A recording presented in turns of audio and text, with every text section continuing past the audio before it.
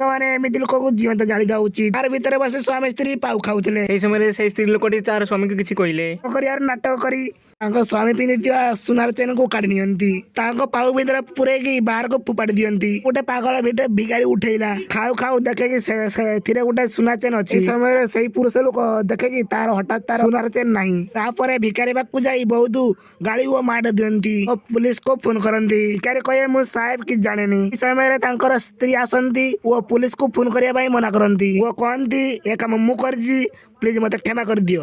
ସେ ସ୍ତ୍ରୀ ଲୋକଟି ତାଙ୍କ ସ୍ୱାମୀଙ୍କ ସହ ଏପରି କ'ଣ ପାଇଁ କଲେ ତାହା ଜାଣିବା ପାଇଁ ଚାହୁଁଥିଲେ। ଆପଣମାନେ ଯଦି ଆପଣମାନଙ୍କ ମାଆଙ୍କୁ ଭଲ ପାଉଥିବେ ତାହେଲେ ପ୍ଲିଜ୍ ଭିଡ଼ିଓକୁ ଲାଇକ୍ ଓ ସବସ୍କ୍ରାଇବ୍ କରିଦିଅ। ଆଇ ଲଭ୍ ୟୁ ମମ୍ କମେଣ୍ଟରେ ଲେଖିଦିଅ। ବାସ୍ତବରେ ସେଇ ସ୍ତ୍ରୀ ଲୋକଟି ତାଙ୍କ ସ୍ୱାମୀଙ୍କୁ ସବୁ ଶିଖାଇବା ପାଇଁ ଏସବୁ କଲେ, କାରଣ ତାଙ୍କ ସ୍ୱାମୀ କେବେ ବି ଗରିବ ଭିକାରୀମାନଙ୍କୁ ଭଲ ପାଉନଥିଲେ।